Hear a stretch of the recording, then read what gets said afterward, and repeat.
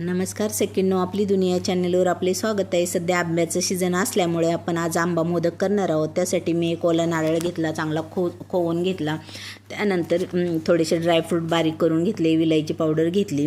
कढईमध्ये तूप गरम करून त्यामध्ये हा किसलेला नारळ टाकून चांगला खरपूस भाजून घेतला. आणि तो भाजत आला की त्यामध्ये थोडीशी खसखस टाकून घेतली.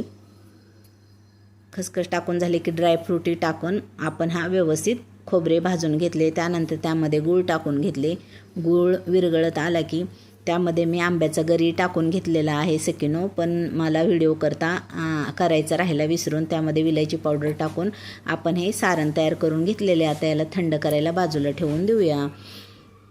अशा प्रकारे हे सारण केलेले आहे. तर आता एका कढईमध्ये आपण पाणी गरम करायला ठेवूया.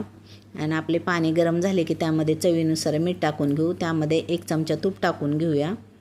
पाण्याला चांगली उकळी आली की त्यामध्ये आंब्याचा गर टाकून घेऊया. त्यानंतर आपण आता हे तांदळाचे पीठ आहे थोडे थोडे करत त्यामध्ये टाकून घेऊ आणि व्यवस्थित हाटून घेऊया. अशा प्रकारे मिक्स करून घेतल्यानंतर त्याला थोडेसे झाकण ठेवून देऊया. आणि चांगली वाफ दणदणून आली की गॅस बंद करून देऊया. त्यावरती एक झाकून ठेवूया. आणि थंड मिश्रण होत आले की आपण काढून घेऊन व्यवस्थित गरम आहे तोपर्यंतच मळून घ्यायचे. चांगला मळून असा मस्त मऊसर गोळा तयार करून घ्यायचा. गोळा तयार झाल्यानंतर आपण हे मोदक पात्र आहे त्याला आतून तूप लावून घेतले. आणि त्यामध्ये थोडासा पिठाचा गोळा घेऊया आणि त्यामध्ये आतल्या बाजूने असं व्यवस्थित पसरून घेऊ. पसरून झाल्यानंतर आपण त्यामध्ये आता हे जे तयार केलेले आपले सारण आहे खोबऱ्याचे ते सारण भरून घेऊया. अशा प्रकारे हे सारण भरून घेऊ आणि त्याला पूर्ण त्याचे तोंड पॅक करून घेऊया. आणि अशा प्रकारे आपले हे मोदक तयार झालेले आहेत.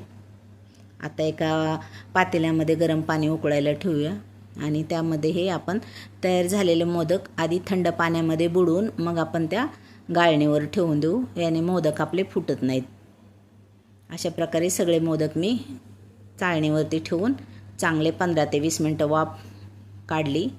आणि 15 ते 20 मिनटानंतर गॅस बंद करून ठेवला. आणि त्यानंतर हे आपले उकडीचे मोदक तयार झालेले. तर सखींनो, हे मोदक तुम्हाला कसे वाटले बघा. आवडले तर लाईक आणि सबस्क्राईब करायला विसरू नका. आता हे आंब्याचा सीझन चालू असल्यामुळं काही ना काही आंब्याचे पदार्थ करून नक्की खावा. आणि आवडले तर लाईक आणि सबस्क्राईब करायला विसरू नका. धन्यवाद सखींनो.